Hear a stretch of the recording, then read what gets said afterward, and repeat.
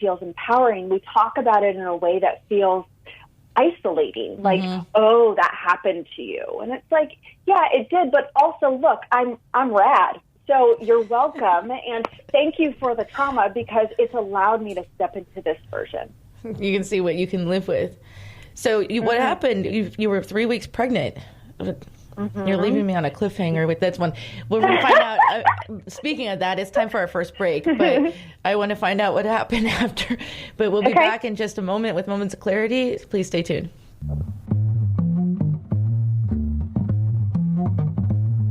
You're listening to Moments of Clarity with Tiffany Werner. We welcome your input at 866-826-1340. Tiffany will be right back after this. This is the Tan Talk Radio Network. Hi, this is Tiffany Werner, your host of Moments of Clarity. Living with a mental health disorder is not easy. If you or someone you know are struggling with this, please know it's so important to seek treatment, and I'm here to help. Please visit the website at momentsofclaritywithtiffany.com to view blog posts and resources on this site to help educate and inspire you to take action, because there's no shame in seeking help for mental health. While you're there, please take a few seconds to sign up for my email list. You'll get some extremely valuable educational and entertaining content that can be sent right to your inbox each week. Plus, you'll also get instant and free access to my guide on managing your anxiety. You can also follow me on Twitter at MOC with Tiffany and at Facebook at Tiffany Werner. And once again, the website is momentsofclaritywithtiffany.com. Thank you so much for your support and for listening to your show, because change can only come when we stand together as one. This is the Tan Talk Radio Network. We are back to Moments of Clarity with Tiffany Werner. To join in the discussion, call 866-826-1340. Now, here's Tiffany Werner. Hi, welcome back. This is Moments of Clarity. I'm Tiffany Werner, licensed mental health counselor, and I'm your host. I have a very, very empowering guest on today, and we're talking about surviving through sexual trauma and freeing yourself through forgiveness and through a different perspective and point of view. And she's a motivational speaker and an author, and I want to welcome her back, Sheree T. Thank you. Hi. Hi. So before we went to the break, you said that, you had an assault, and it was 19 years ago, and you found out 3 weeks after the fact that you were pregnant, and that's kind of been really, really hard. Yeah, I mean, first of all, I'm 19, right? And I had just been raped. It had been a secret, and now this. Mm-hmm. And I remember when I went into urgent care, because I was really sick. It is the whole reason that this came about. I was really sick, and I went into urgent care, and they did the test, and, the doctor's like, oh, you're pregnant. And I'm like, no, nope, get it out.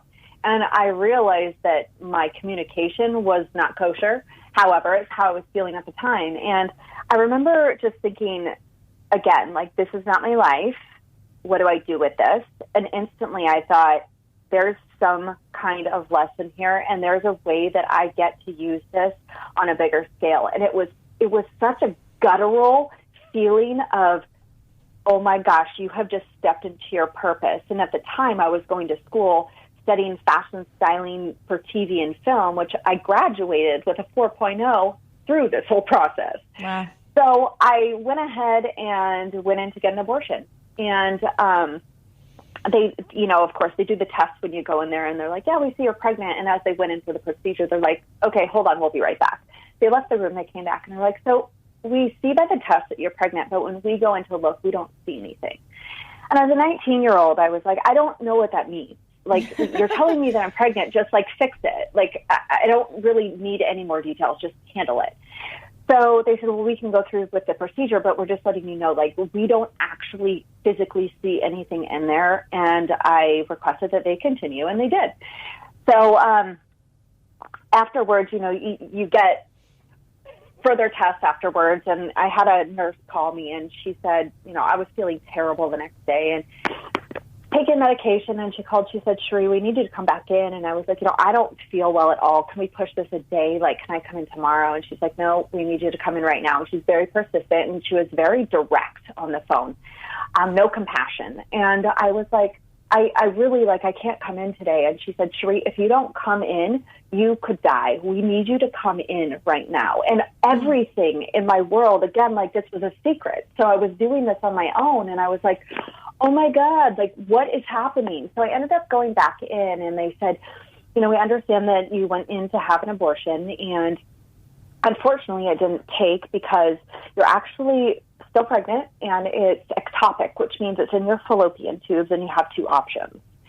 And I didn't know at that time, I didn't know if I ever wanted to have children. So when she asked me, what option do you want? We have option A, where we can do a surgery and it could inhibit you from having children in the future, or we can have you go through a series of 4 months of chemotherapy injections to allow it to pass safely through your fallopian tubes without damage. And I didn't know what to do, but because I didn't want to not be able to have kids if I chose to, I went with the option of chemotherapy. And from October to February, I was doing weekly chemo injections at UCSD Medical in Hillcrest. And I was taking a series of medications. I'm not sure what at this point, but I went through that process, and it was such an interesting process, too, because at that point I called my mom, and I didn't tell her I was raped. I just said, Mom, I had sex, and I got pregnant, and this is what happened. And she was living in Seattle, where I grew up, and she got on a plane, and she was with me almost immediately to just kind of hold me through the process of okay, so we're going to get through this, and you're going to be okay. But I didn't tell her any details. And what's crazy is I was working at a salon at the time, and since my mom was visiting, she came into work with me one night, and she was just kind of sitting on one of the chairs and reading while I was at my shift. And this guy walks in, and it's my rapist. And he looks at me, and he's like, hey, baby, how you doing? And I was like, oh, my God. And as soon as he left, I was alone with my mom in the salon, and she looks at me, and she's like, you're ghost white. She's like, what's going on? And I was like, oh, that's just the guy who got me pregnant. And she was like, what? So it was a crazy experience to be holding in such an incredibly huge secret. And I truly believe that I've now called it this in the work that I do, is our secrets keep us sick. And for the next 9 years, I was misdiagnosed, and I spent most of my 20s in the hospital with every single weird, crazy anomaly that you could think of. And I was constantly sick. And the doctors were misdiagnosing me with a million different things. Every medication they put me on, I was allergic to. I would either get violently ill or I would break out in hives. And they couldn't figure out what was wrong. And I believe that it was my secret manifesting in physical form because I wasn't dealing with it on an emotional level, and it had to come out somehow. So that is one of the reasons that I'm such an advocate for people to use their voice. And when I speak around the world on the topic of, sexual trauma and healing to women specifically, it is it is time. Mm-hmm. It's time that we band together. It's time that we use our voice. It's time that we stand in our power and we use our God-given gifts to say, this isn't right and this can't continue. And how can we be a catalyst for change for not just ourselves, but for each other, the world, our future generations? And it starts with us. Mm-hmm. And that's really the biggest reason is because through my own experience of being deathly ill, and ultimately it led me to go back to school, and I studied holistic health, and I was able to heal my own body. And my specialty was autoimmune disease, so I started helping other women through their autoimmune kind of journeys and helping them heal their bodies. And it's really interesting because a lot of the women that I ended up working with had some form of sexual abuse in their life growing up as well. Yeah. I mean, it's unfortunately more common than you think, and then but to men too. It's not just a gender-specific thing that happens. Men get raped all the time as well, and children. Yep. And it's horrible, and elderly. I mean, it's just... Yeah. Do you work with men as well? So it's interesting. I've recently have this like feeling in my body that I'm supposed to step into working with men. And I did a video on Facebook recently in regards to us needing men to rise and stand in their power. And I've been connected with so many men. Like, I can't even tell you, at least 30 different men have reached out to me. Like, I'm doing this work. I would love to talk to you more about this. And I feel like this is like the next phase. I'm still committed to like my women's work and really empowering women, but there's something to be said for having a women's perspective and talking to a group of men that feel like they're supposed to be quote unquote strong. They're supposed to hold it all together. They're supposed to be the ones that are the pillar of strength in the family and and you name it, when really, like, what is strength? Strength is vulnerability. Strength is authenticity. Strength is showing up and standing in your truth and what feels real and right for you. It's not about suppression. It's not about feeling like you can't share. It's not about trying to hold up this strange constructs that we've deemed strength for so long, and giving them a safe container to share. So it's definitely a place that I'm exploring right now. Right, and a lot of people, like you're saying, with the secrets, our secrets make us sick. You couldn't be so more right. And a lot of people just want to just forget about it or not deal with it or brush it under the rug, and it makes it worse. I mean, that's what people, without facing anything any trauma, if without facing it, then the mind, the heart, the brain doesn't have a chance to heal. I've seen it so often, and just even talking about it and sharing the story helps it become less severe. Finding that you're not alone as well. Absolutely. I'm seeing this big wave of emotional immaturity coming to the surface, and it's not a judgment in the least. It's this beautiful awareness that I'm seeing happen as the tide rises and people say, like, oh my gosh, there's so many places that I have to heal in my life.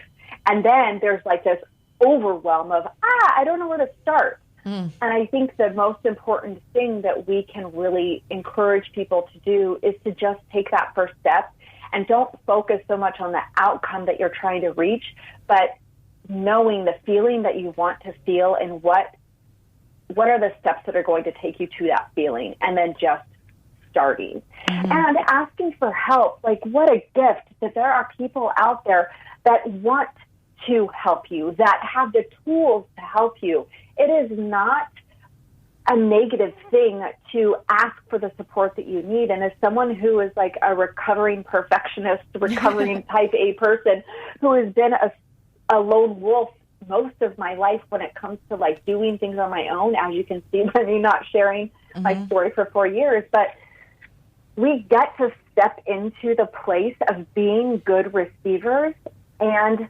good givers. And I think that we've come into this world of course, this is a broad statement, but we've come into this world feeling more like takers because we're so afraid of things being removed or taken from us that we instead step into the arena to say, like, well, what's in it for me?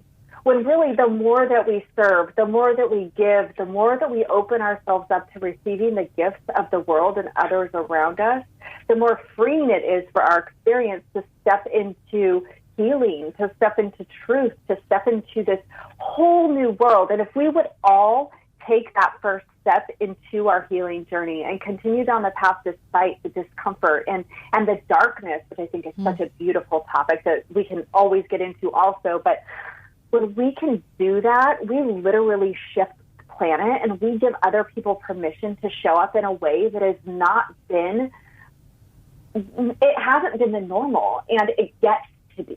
Right. So I'm committed to that. And helping others heals ourselves. I mean, we get a sense of gratitude and affirmation and reward from helping others as well. So allowing someone to help us is actually doing them a favor too, because people like to help. Hold on, Sheree, we have a caller. We have caller Fred. Hi, Fred. Thank you for calling in. Welcome to Moments of Clarity. Hey, how you doing, Tiffany? And welcome to the group, to the caller.